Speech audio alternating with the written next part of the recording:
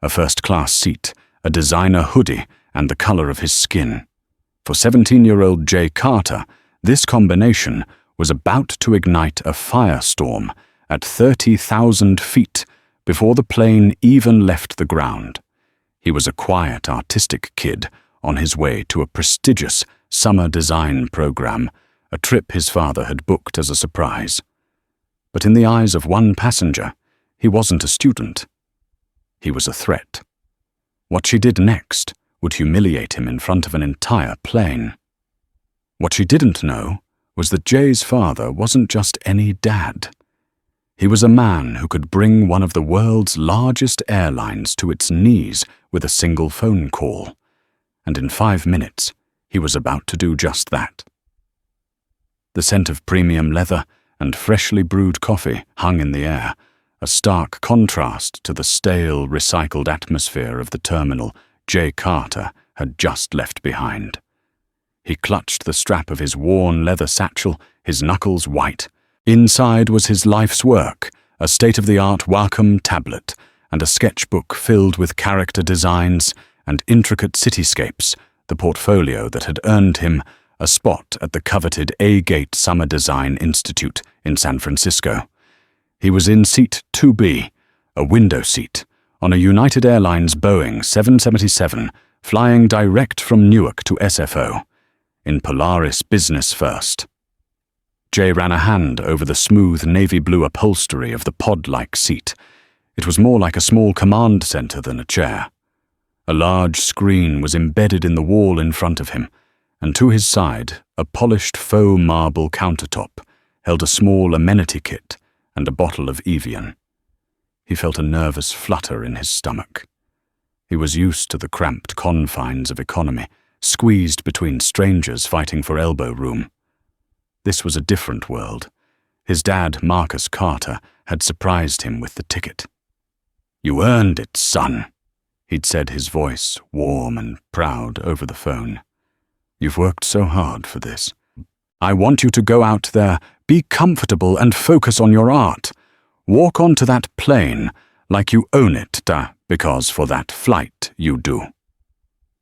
Jay tried to channel his father's confidence, but he couldn't shake the feeling of being an imposter. At 17, he was tall and lanky, with a gentle face and thoughtful eyes that were always observing, deconstructing the world into lines and shadows for his art. Today he was wearing his favorite outfit for comfort, dark wash jeans, a pair of crisp Nike sneakers, and a soft grey hoodie from a niche streetwear brand his dad's company Aura Tech had collaborated with. It was understated but expensive, a fact lost on anyone not attuned to that world. To most, it was just a hoodie. He carefully stowed his satchel under the seat in front of him, making sure his sketchbook and tablet were secure. He was just settling in, pulling out his noise-cancelling headphones, when a sharp floral perfume invaded his space. A woman stood in the aisle, her platinum blonde hair coiffed into a severe, unmoving style. She was probably in her late 50s, dressed in a cream-colored pantsuit that looked stiff and unforgiving. Her eyes, the color of faded denim, raked over him from his hoodie to his sneakers, and her lips pursed into a thin, bloodless line. She was the passenger for seat 2D, the aisle seat across from him. "Excuse me," she said, her voice sharp and brittle. She wasn't speaking to him, but to her husband, a balding, portly man who trailed behind her, struggling with 2 carry-on bags. Robert, honestly, the standards these days. Jay ducked his head, pretending to be engrossed in untangling his headphone cord. He felt the sting of her judgment like a physical slap. He knew the look. He'd seen it before in high-end stores, in nice restaurants, in the very neighborhood his family lived in. It was the look that said, "You don't belong here." The woman who Jay would soon come to know as Carolyn Price finally settled into her seat. She snapped open a copy of a glossy magazine, but Jay could feel her eyes darting over the top of it, watching his every move. He tried to ignore her, focusing on the pre-flight safety video playing on his screen. A flight attendant, a woman with tired eyes and a name tag that read Brenda came by to offer pre-departure beverages. "Orange juice champagne or a mimosa?" she asked Caroline. "Champagne, of course," Caroline replied, her voice dripping with practiced elegance. When Brenda turned to Jay, her smile seemed to falter slightly. "Anything for you, Hon?" The Hon felt condescending, different from the professional tone she'd used with Caroline. "Just a water, please," Jay said quietly. "Sure thing," Brenda chirped, handing him a plastic cup, not the elegant glassware Caroline had received. Jay noticed the difference. It was a small thing, but it was another brick in the wall of discomfort being built around him. He took a sip of water and stared out the window, watching the ground crew scurry around the massive aircraft. He just wanted the plane to take off. He wanted to disappear into his music and his thoughts, to be a nameless, faceless passenger hurtling through the sky. But Caroline Price had other plans. She snapped her magazine shut with a loud crack, making Jay jump. "Robert," she said loud enough for the entire front cabin to hear, "I don't feel safe." Robert, her husband, sighed, not looking up from his phone. "Caroline, please." "Not again." "No, I'm serious," she insisted, her voice rising in pitch. She turned her steely gaze directly onto Jay. "They're just letting anyone in here now. It's ridiculous. I pay a premium for this service, a premium for security and decorum." Jay's blood ran cold. She was talking about him. There was no one else she could be looking at. He sank lower in his seat, the luxurious leather now feeling like a cage. He could feel the eyes of other passengers turning towards their row. The quiet hum of the cabin was replaced by a tense, heavy silence. He wished he could become invisible. But the storm was just beginning, and he was right in the center of it. The air in the cabin crackled with unspoken tension. Jay kept his eyes fixed on the window, his jaw tight. He could hear Caroline Price muttering to her husband, her words like poisoned darts. "Unaccompanied. Looks like he could be on something. Probably stole the ticket." Robert's replies were placating murmurs. "It's fine, dear. Just relax. He's just a kid." But Caroline was beyond placating. She had found a target for some deep-seated resentment, and she was not letting go. She pressed the flight attendant call button, the clinical chime slicing through the quiet cabin. Brenda, the senior flight attendant, appeared moments later, her professional smile plastered on her face. "Yes, Mrs. Price, is everything all right?" She clearly knew Caroline, or at least her type. "No, Brenda, everything is not all right," Caroline said, gesturing with a dismissive wave of her hand towards Jay. "I need you to check his ticket. I'm quite certain he is in the wrong cabin." Brenda's gaze flickered to Jay. The practiced smile tightened. It was the moment of decision, a crossroads where she could have de-escalated, checked the manifest discreetly, and confirmed Jay's seat.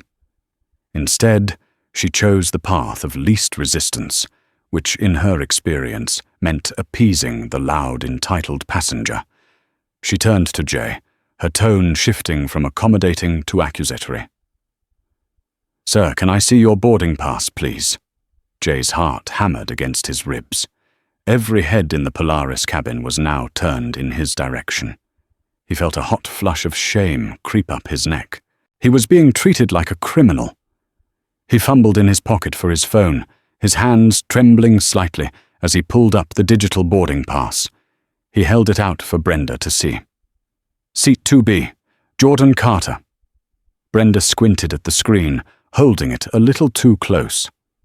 Caroline scoffed from her seat. "It's probably fake. It's so easy to fake those things. Anyone with a computer can do it." "Ma'am, I assure you it's real," Jay said, his voice quiet but firm. He refused to let his voice shake. His father had always taught him to stand his ground, to speak with dignity, especially when others tried to take it from him. Brenda, however, seemed to take her cues from Caroline. She handed the phone back to Jay. "I'll need to verify this with the gate agent," she said, her voice cold and official. "There may have been a mistake in the system. The only mistake is letting riffraff like him into first class," Caroline muttered, just loud enough for Jay to hear. The insult landed like a punch to the gut. Riffraff. The word was so archaic, so dripping with classist and racist undertones, it stole the air from his lungs. He looked around, hoping for an ally, a single person to meet his gaze with understanding. Most passengers were now studiously avoiding looking at him, suddenly fascinated by the safety card in their seat pocket or the ceiling of the plane. Except for one. A woman in seat 3G, a sharp-looking executive type named Sarah Jenkins, was watching the entire exchange with a look of profound disapproval. She leaned forward slightly, as if about to speak, but Brenda was already walking away towards the front of the plane. A few minutes passed. They felt like an eternity. Jay sat frozen in his seat, the expensive headphones on the counter beside him, seeming to mock him. He just wanted to put them on and disappear. Then Brenda returned, and she wasn't alone. She was flanked by the flight purser, a stern-looking man named George. His presence signaled a serious escalation. "Sir." George began not even bothering to make eye contact with Jay, addressing a spot on the wall just above his head. "There seems to be a discrepancy with your ticket. We're going to have to ask you to gather your belongings and come with us." Jay was stunned. "A discrepancy? I just showed you my boarding pass. It's on my United app. You can scan it." He was trying to be logical to appeal to reason, but he could see in their cold, impassive faces that reason had long since left the building. "I'm not going to argue with you, sir," George said, his voice low and threatening. "We have a passenger." He glanced pointedly at Caroline, who was now watching with a smug, triumphant smirk, "who feels uncomfortable. You are being disruptive. Now either you walk off this plane on your own, or I will have Port Authority officers come and escort you off." Disruptive Jay thought, bewildered. He hadn't raised his voice. He hadn't made a single threatening move. His crime was existing in a space where people like Carolyn and Brenda felt he didn't belong. This was it. This was the ultimate humiliation. At that moment, Sarah Jenkins from 3G finally spoke up. "This is outrageous," she said, her voice clear and strong. "This young man has done absolutely nothing. That woman," she pointed at Caroline, "has been harassing him since she boarded. I've been sitting right here. He hasn't been disruptive in the slightest." Brenda shot Sarah a withering glare. "Ma'am, with all due respect, this does not concern you. Please remain seated. It concerns everyone when you abuse your authority and engage in blatant discrimination," Sarah retorted, pulling out her phone. "And for the record, I'm recording this." George's eyes narrowed. "Ma'am, that is against airline policy." "So is kicking a paying passenger out of his seat for no reason," she shot back. "His name is Jordan Carter, seat 2B. My name is Sarah Jenkins, 3G. I will be a witness." But it was too late. George was focused on Jay. "Let's go. Now." Defeated, his shoulders slumped. There was no winning this fight. Arguing further would only make it worse, would only prove their manufactured point that he was disruptive. With his face burning and his heart feeling like a lead weight in his chest, Jay Carter slowly reached down, grabbed his leather satchel and stood up. He walked down the aisle of the first-class cabin, past the averted eyes and the silent, complicit passengers, a walk of shame that would be seared into his memory forever. As he passed Caroline Price, she didn't even look at him. She just took a delicate, victorious sip of her champagne. The jet bridge felt like a mile-long tunnel of shame. The air was cold and smelled of jet fuel. Behind him, the warm, exclusive sanctuary of the Polaris cabin was sealed off as the heavy plane door clicked shut with an air of finality. In front of him lay the brightly lit, indifferent chaos of the terminal gate. Jay was escorted by George and Brenda to the gate agent's desk. The agent, a harried-looking woman named Maria, barely looked up from her screen. "This passenger needs to be deboarded," George stated flatly, as if handing over a piece of lost luggage. There was a ticketing issue. He was being disruptive. Maria glanced at Jay, her expression a mixture of annoyance and pity. "Okay. Sir, I'm sorry, but you'll have to wait here. We'll try to get you on the next flight to San Francisco." "The next flight?" Jay asked, his voice cracking slightly. "The next flight with an open seat isn't until tomorrow morning. My program starts tomorrow. I have orientation." "I understand, but the plane is closed. The decision has been made," Brenda said, crossing her arms. Her tone was dismissive, as if Jay's entire future was a minor inconvenience to her schedule. "We have a flight to push back." With that, she and George turned and walked back down the jet bridge without a second glance, their duty done. Jay was left standing alone at the counter, his satchel feeling impossibly heavy in his hand. He watched through the large terminal windows as the ground crew began to pull the jet bridge away from the aircraft. His plane, his seat, his opportunity pulling away from him. He felt a profound sense of helplessness wash over him, followed by a surge of anger, so hot it made his vision swim. It wasn't just about the seat or the flight. It was the injustice. It was the way Caroline Price had looked at him, the way Brenda and George had dismissed him, the way an entire cabin of adults had sat by and said nothing, while a teenager was wrongfully accused and humiliated. They had stripped him of his dignity piece by piece, and he had let them. He slumped into one of the cold, hard plastic chairs at gate C-124. The cheerful announcements for final boarding calls to Orlando and Chicago felt like a cruel joke. He pulled out his phone. The screen was still on his United boarding pass, a useless digital relic of a trip that was no longer happening. He thought about what to do. He could call his mum, but she would just worry herself sick. He needed someone who wouldn't just worry, but would understand. Someone who could fix things. His thumb hovered over the contact photo. It was a picture of him and his dad at a Lakers game, both of them grinning, his dad's arm slung proudly around his shoulder. Marcus Carter. His dad wasn't just a dad. He was a force of nature. A man who had built a billion-dollar tech company from the ground up. A man who navigated cutthroat boardrooms and international negotiations with a calm, unshakable confidence. A man who had taught Jay that his worth was not determined by the opinions of others. Jay's own self-worth felt like it was in shreds right now. He took a deep breath to steady his hands and pressed the call button. It rang twice. "Hey, superstar, you should be in the air by now. How's the view from up there?"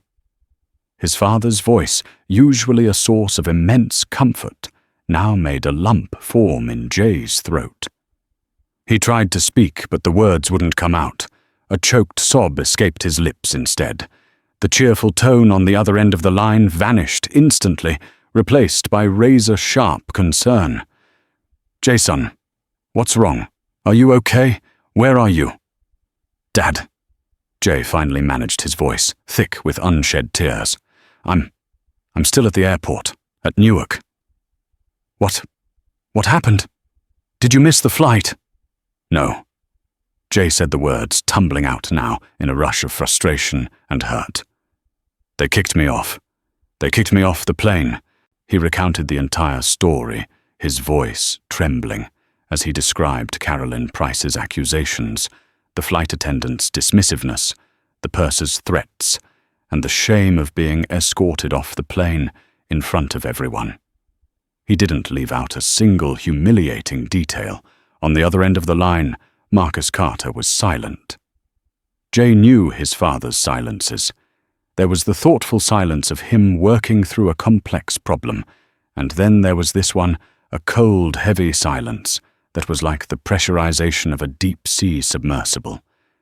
It was the calm before he unleashed a tidal wave. When Marcus finally spoke, his voice was dangerously quiet.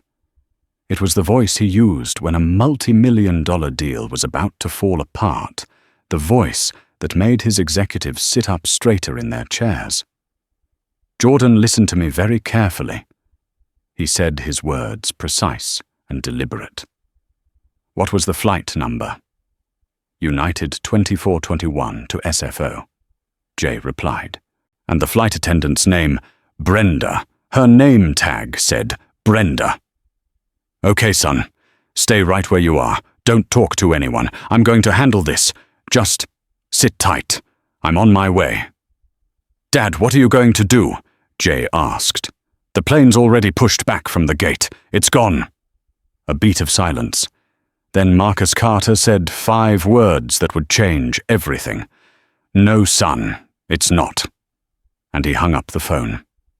Marcus Carter ended the call and stood motionless in his glass-walled office, overlooking the glittering skyline of Manhattan. For a moment, he wasn't the CEO of Aura Tech, a global leader in software solutions and cloud computing. He was just a father, his heart aching with a furious, protective love for his son. He pictured Jay, his brilliant, gentle, artistic boy, sitting alone in that cold, impersonal airport, having been made to feel small and worthless. The rage that filled him was a clean, cold fire. He had faced prejudice his whole life. He'd navigated the subtle slights and overt racism of corporate America to build his empire. He had hoped, prayed that by achieving what he had, he could shield his son from the worst of it. But this incident was a brutal reminder that no amount of money or success could ever fully protect his black son from a world that would judge him for the color of his skin and the hoodie on his back. But while he couldn't build a perfect world for Jay, he could damn well hold the existing one accountable. He strode over to his sleek, minimalist desk and jabbed the intercom button for his executive assistant, a hyper-efficient woman named Amelia. "Amelia, cancel my 4 p.m. with the board. Cancel everything for the rest of the day." "Sir, is everything all right?" Amelia's voice was laced with concern. He never cancelled board meetings. "No," Marcus said curtly. "Get me Robert Milton on his private line. Now." Robert Milton was the executive vice president of North American operations for United Airlines. He was also the man who had personally overseen the signing of Aura Tech's corporate travel contract 3 years ago. It was a contract worth over $30 million annually, making Aura Tech one of United's top 5 corporate clients in the New York metropolitan area. Marcus had his number on speed dial. While Amelia worked, Marcus pulled up a dashboard on his monitor. It was a custom flight tracking software his own company had developed. He typed in UA 24221. A schematic of Newark Liberty International Airport appeared. The icon for Flight 24221 was shown moving slowly along a taxiway toward runway 22L. It hadn't taken off yet. But it was close. His desk phone buzzed. It was Amelia. "Mr. Milton is on line 1, sir." Marcus picked up the receiver. "Robert." "Marcus, good to hear from you. To what do I owe the pleasure?" Milton's voice was slick and friendly, the voice of a man who managed billion-dollar relationships. "There's no pleasure, Robert," Marcus said, his voice devoid of warmth. "I'm calling about your flight, 2421 from Newark to San Francisco. It's currently taxiing for takeoff. I want you to turn it around." There was a stunned silence on the other end. Then a nervous chuckle. "Turn it! Marcus, you must be joking. That's a fully boarded 777. There are over 250 people on that plane. I can't just turn it around. It would take a major security threat, a catastrophic mechanical failure. Then consider this a catastrophic economic failure, Robert. Marcus cut him off, his voice dropping to an icy whisper. My son Jordan Carter was a passenger on that flight, in seat 2B. He was just wrongfully removed from the aircraft by your flight crew based on the racist accusations of another passenger. He was humiliated, threatened, and thrown off the plane like a piece of trash. He let the words hang in the air. He could practically hear the blood draining from Robert Milton's face. Marcus, I don't know what to say. I'm sure there's been a misunderstanding. The misunderstanding, Marcus said, his voice rising with controlled fury, is that you seem to think my business is unconditional. Let me be perfectly clear. You have two options. Option A, that plane returns to the gate. My son is issued a formal apology by every single person involved, and the employees responsible are dealt with immediately. Option B, that plane takes off, and by the time it lands in San Francisco, Oratech's $30 million contract with your airline will be terminated. I will also personally call the CEOs of our partner firms, Google, Salesforce, Oracle, and tell them exactly why we are no longer flying United. Your stock price will feel it by morning. Choose. The silence on the line was deafening. Marcus watched the icon of UA 2421 on his screen. It had stopped its crawl toward the runway. It was just sitting there, motionless on the taxiway. Finally, Milton's voice came back, strained and shaky. Give me 60 seconds. Marcus didn't reply. He just held the phone to his ear, his eyes locked on the screen. He counted the seconds in his head. 1, 2, 3. He thought of Jay alone at the gate. 10, 11, 12.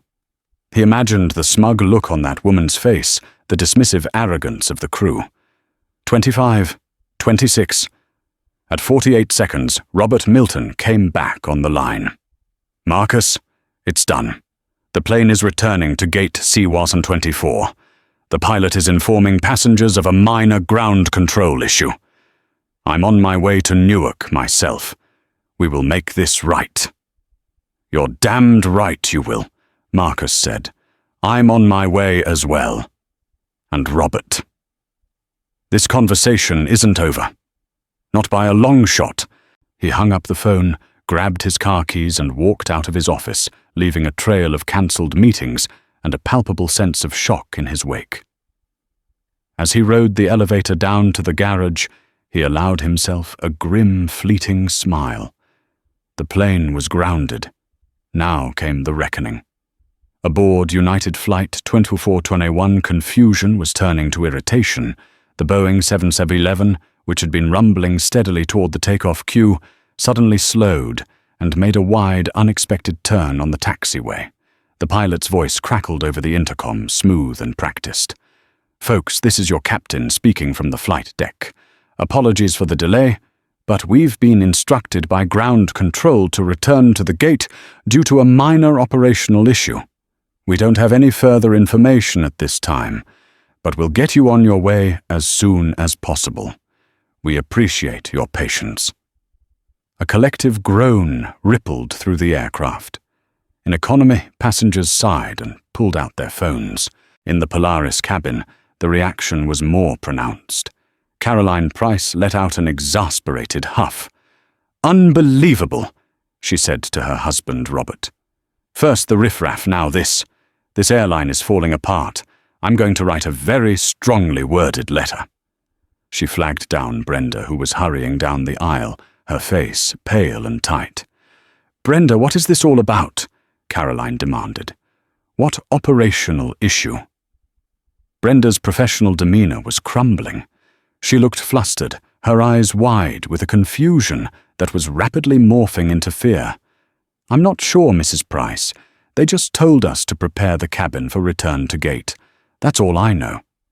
She scurried away before Caroline could ask anything else. Sarah Jenkins, the executive in 3G, watched Brenda's panicked retreat with a knowing look. She had a strong suspicion this had something to do with the young man they had kicked off the plane. She settled back into her seat, a small, grim smile on her face. This was getting interesting. Back at gate C-124, Jay was watching the plane perform its slow, lumbering U-turn on the tarmac. He couldn't believe it. His dad had actually done it. The entire plane was coming back. The atmosphere at the gate had changed dramatically. The gate agent Maria, who had previously dismissed him, received a frantic call.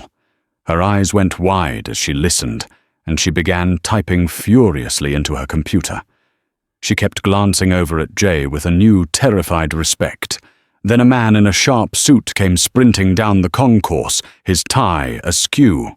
He was David Harrison, the United Airlines station manager for Newark, and he looked like he'd just seen a ghost.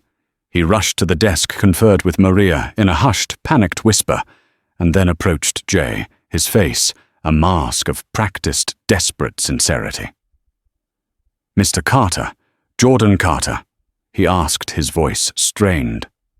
"My name is David Harrison. I am the station manager here. On behalf of United Airlines, I want to offer my most profound, my most sincere apologies for what appears to be a terrible, terrible misunderstanding." Jay was too stunned to speak. He just nodded. "We are taking this matter extremely seriously." Harrison continued, sweating under the fluorescent terminal lights. "The aircraft is returning to the gate as we speak. We would be honored if you would reboard.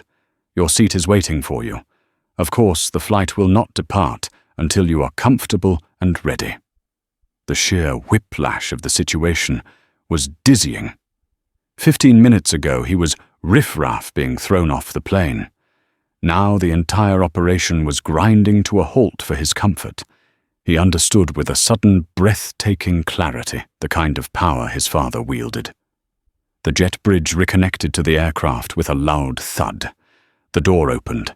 The first people to emerge were not passengers, but a shaken-looking Brenda and the purser, George. David Harrison intercepted them immediately. "My office! Now!" He hissed, his face thunderous. Then the passengers began to deplane, confused and grumbling. They were being told they all had to disembark due to a personnel issue that required the full attention of the crew. Caroline Price was one of the first, off her face a mask of indignation. "This is an absolute disgrace," she announced to anyone who would listen. "Making us deplane. I have a connection to catch in San Francisco. I demand to know what's going on." Her eyes fell on Jay, standing near the gate with the station manager, and she stopped dead in her tracks. A flicker of confusion crossed her face, quickly replaced by renewed outrage. "You!" she screeched, pointing a finger at Jay. "What are you still doing here? I thought they removed you. Are you the reason for this?" Before Jay could respond, a new voice cut through the air, calm, deep, and radiating an authority that silenced the entire gate area. "He is." All heads turned. Walking toward them was Marcus Carter. He wasn't dressed in a flashy suit, but in tailored dark jeans, a simple black cashmere sweater, and expensive leather boots. He moved with an unhurried grace that commanded attention. He didn't look like a CEO. He looked like a man who owned the very ground he walked on. He walked straight to his son, ignoring everyone else, and placed a hand on Jay's shoulder, his eyes scanning him for any sign of distress.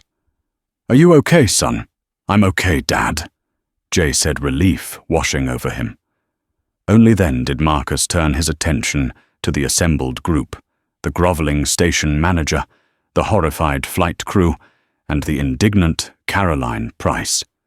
His eyes cold and hard as obsidian landed on Caroline. "My son is the reason this plane is sitting on the ground." Marcus said, his voice dangerously level. "And you, madam, are the reason my son was subjected to a level of disrespect I wouldn't wish on my worst enemy. You seem to have a lot to say. Now you're going to stand right here and listen." The public shaming Caroline had inflicted on Jay was about to be returned to her tenfold in front of an even larger audience. The gate area at C-124 had become an impromptu theatre of judgment. Passengers from Flight 2421, now fully deplaned and curious about the drama, formed a loose circle. All eyes were on Marcus Carter, who stood like a titan, his hand still resting protectively on his son's shoulder. David Harrison, the station manager, stepped forward, wringing his hands. "Mr. Carter, sir, I assure you we are handling this. The crew members involved have been removed from duty pending a full investigation. This is not what United Airlines stands for." Marcus held up a hand, and Harrison's words died in his throat. "Mr. Harrison, your airline's values are demonstrated by your employees' actions, not the copy on your website, and your actions tonight were despicable." He then turned his gaze to Brenda and George, who stood pale and trembling beside the manager. "You," he said, his voice low and cutting, pointing first at Brenda. "You looked at my son and saw a threat, not a customer, not a teenager, not a paying passenger in a seat he was assigned. You saw a stereotype. You chose to believe the word of a belligerent passenger over the evidence of a digital boarding pass on your own company's app." He then fixed his eyes on George. "And you threatened him. You threatened a 17-year-old boy with law enforcement for the crime of sitting quietly in his seat. You abused your authority to enforce a racist complaint." Brenda opened her mouth to speak, a weak protest forming on her lips.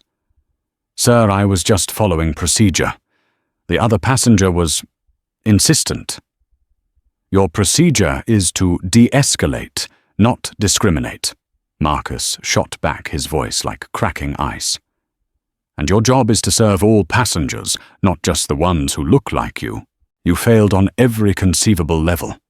He then took a deliberate step toward Caroline Price. Her husband, Robert, tried to pull her back, whispering, "Caroline, let's just go." But she was frozen, trapped in the force of Marcus's stare. "And you," Marcus said, his voice softening into something even more menacing. "You are the root of all this. You looked at my son, a boy in a hoodie, who did nothing but sit in his assigned seat, and you decided he didn't belong. You felt unsafe. Let me tell you what unsafe is. Unsafe is being a black kid in a world where a woman like you can make a baseless accusation and have people in positions of power automatically believe you. Unsafe is knowing that at any moment, for any reason, your right to simply exist in a space can be revoked." Caroline, for the first time, looked shaken. Her bravado was gone, replaced by a dawning horror, as she began to realize she had picked on the wrong person. "Now hold on," she stammered. "I was just concerned about security." "Were you?" Marcus countered. "Or were you just concerned that someone you deemed beneath you had managed to get a seat in your precious exclusive cabin?" At that moment, Sarah Jenkins, the witness from 3G, stepped forward, her phone held up. "I saw the whole thing," she announced to the crowd. "This woman harassed that young man from the moment she boarded. The crew did nothing to stop her. Instead, they punished the victim. I have it all on video." A murmur went through the crowd of onlookers. The word video hung in the air like a guillotine. Caroline's face turned ashen. She finally understood the magnitude of her miscalculation, but the final blow had yet to fall. Marcus looked from Carolyn to David Harrison. "I believe there's still a question of who I am," he said calmly. "My name is Marcus Carter. I'm the founder and CEO of Auratech." David Harrison's knees visibly buckled. He knew the name. Every executive at United knew the name. Auratech was a titan, a corporate account that was the crown jewel of their East Coast operations. This year alone, Marcus continued, his voice resonating through the now silent gate. My company was projected to spend over $30 million with your airline. My executives, my engineers, my sales teams, they practically live on your planes." He paused, letting the weight of that number sink in. "As of this moment, that contract is terminated. Effective immediately. I will be moving my company's entire global travel account to Delta, and I will make sure the business world knows exactly why. You didn't just kick my son off a flight. You kicked one of your most valuable corporate clients to the curb, all because you couldn't be bothered to treat a black teenager with basic human decency." He looked at Caroline one last time, a look of profound pity on his face. "I hope it was worth it," he said softly. "I hope you enjoyed your champagne." With that, he turned his back on them all. "Come on, Jay," he said, his voice warm again. "Let's get you to San Francisco. We'll take a different plane." He led his son away from the wreckage, leaving behind a terrified station manager, 2 unemployed crew members, and a woman whose world was about to come crashing down around her. The fallout was not a gentle rain, it was a digital hurricane. Before Marcus and Jay had even touched down in San Francisco, on their hastily chartered Gulfstream, Sarah Jenkins's video had achieved a terrifying kind of escape velocity. Uploaded with the simple, devastating title, "CEO Grounds United Plane After Crew Racially Profiles. His Son at Newark." It tore through the internet's ecosystem with unparalleled speed. First it was a spark on Twitter, then a blaze on Reddit's public freakout. By morning, it was the lead story on CNN, MSNBC, and Fox News, a rare instance of universal agreement on a villain. The hashtags, "Just United We Fall," "Justice for Jay," and the instantly iconic "L'Order" by Caroline trended globally for 48 consecutive hours. The video was so clear, the audio so crisp. It captured everything: Marcus Carter's cold, controlled fury, the station manager's pathetic groveling, Brenda and George's deer-in-the-headlights terror, and most damningly, Caroline Price's screeching, entitled indignation, followed by her face slackening in horror as she realized the man she'd targeted held all the cards. Inside United Airlines' Chicago headquarters, it was chaos. The emergency meeting in the Executive Crisis Management War Room was a scene of pure panic.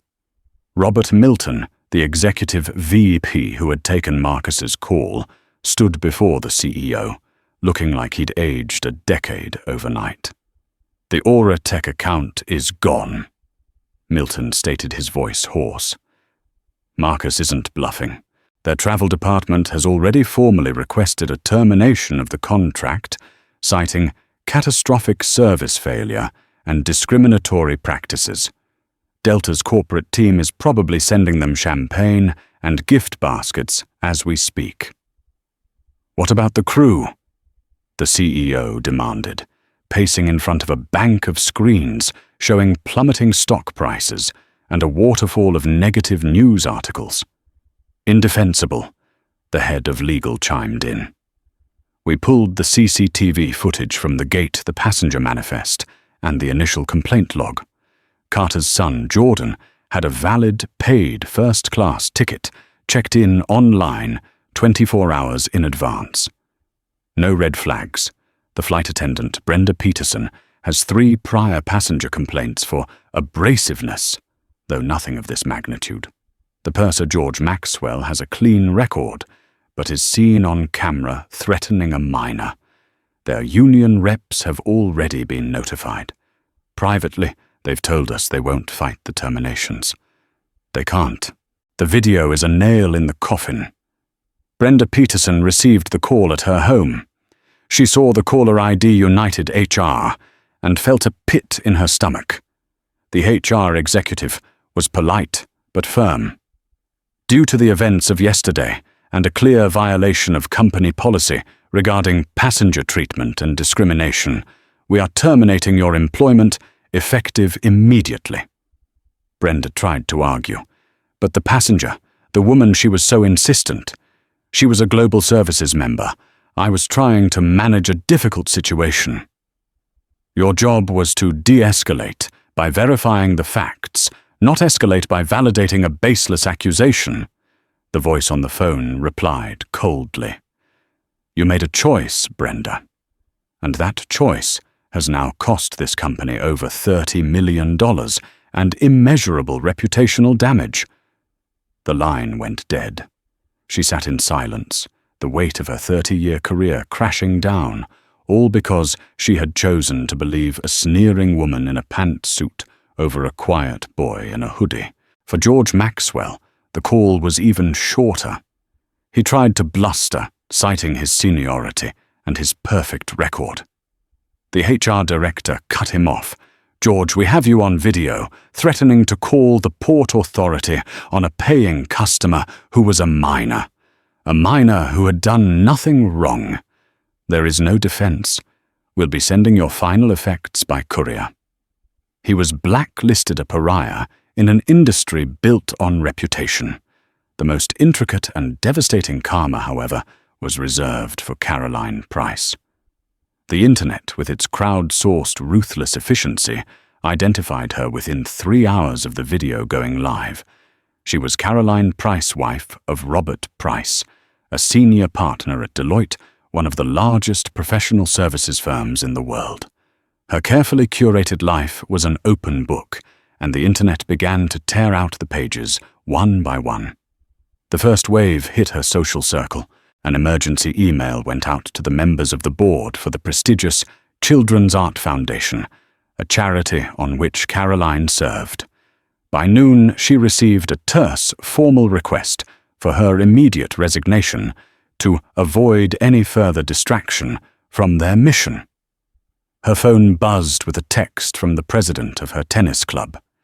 Caroline, it would be best if you suspended your membership for the time being. The board feels your presence would be disruptive. The very word she had weaponized against Jay was now being used to surgically excise her from her own life. The real cataclysm, however, landed in her husband's lap. Deloitte's entire brand was built on integrity ethics and unimpeachable judgment. Having the wife of a senior partner become the face of racist entitlement was not just an embarrassment, it was a liability. Robert Price was summoned to a video conference with the firm's global managing partners. Their faces were grim. Robert Wanftas, the lead partner, began dispensing with pleasantries. We've seen the video. We are being inundated with emails. Our social media channels are a war zone. Clients are calling. They're asking how we can advise them on diversity and inclusion when this is the face associated with our leadership. It was my wife, not me. Robert protested, his voice cracking. I had nothing to do with it. I tried to stop her. You were there, Robert. Another partner countered. You stood by. Perception is reality. The brand is damaged. We can't have you in a client-facing role, and we can't have you representing the firm. We're prepared to offer you a generous severance package contingent on your immediate and quiet resignation and the signing of a comprehensive non-disclosure agreement. Robert came home that evening, a broken man. He found Carolyn in the living room, furiously deleting her social media accounts, as if she could erase the reality of what she had done. They forced me out, he said, his voice hollow. Deloitte, my career, 35 years. It's gone. Caroline looked up, her face, a mask of disbelief. They can't do that. It was me, not you. It's not fair. Fair. Robert laughed, a bitter, broken sound. You want to talk about fair? You destroyed a young boy's confidence for sport, Caroline.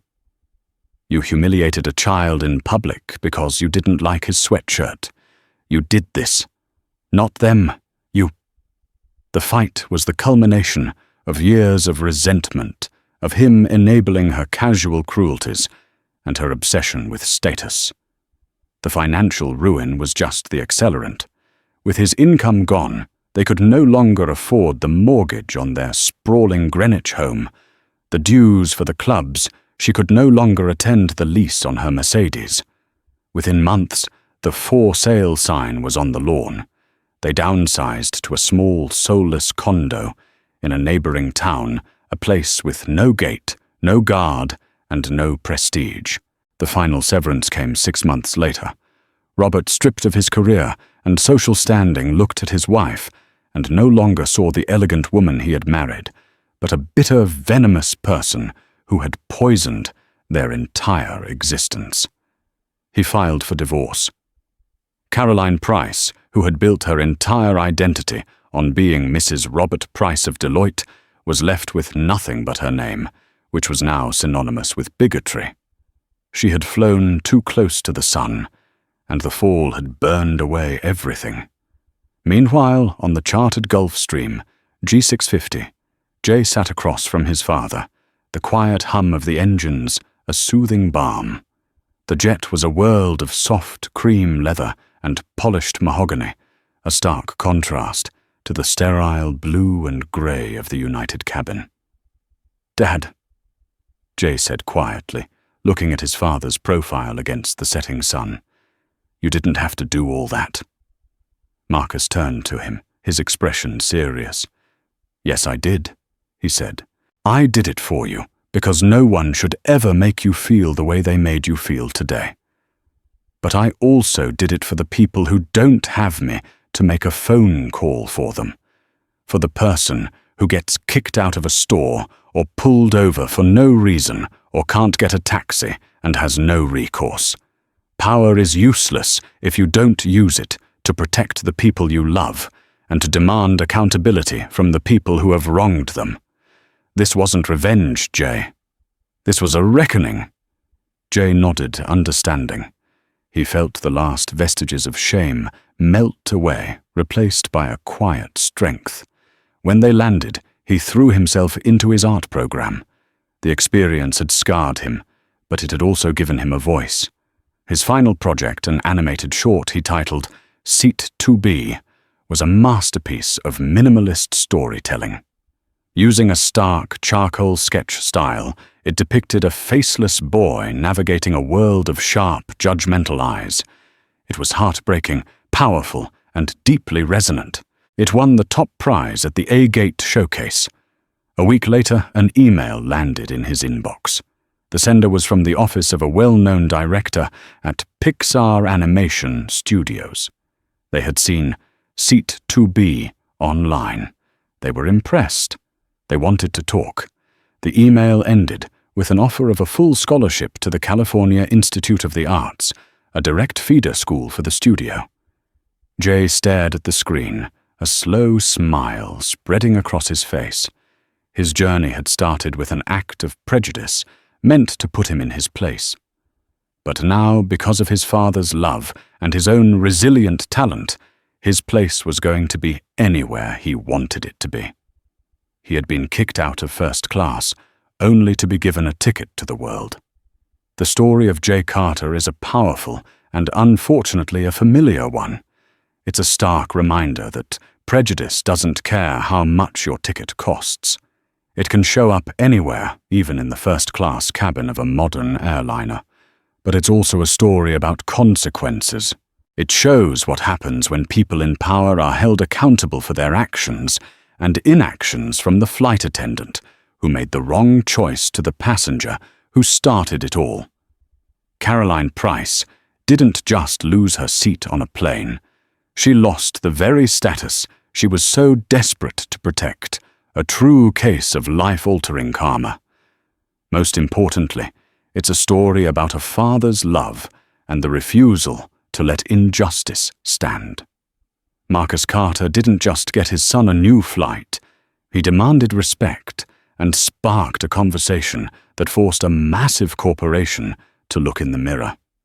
If this story resonated with you, if you believe in standing up to injustice and holding people accountable, then please help us share this message.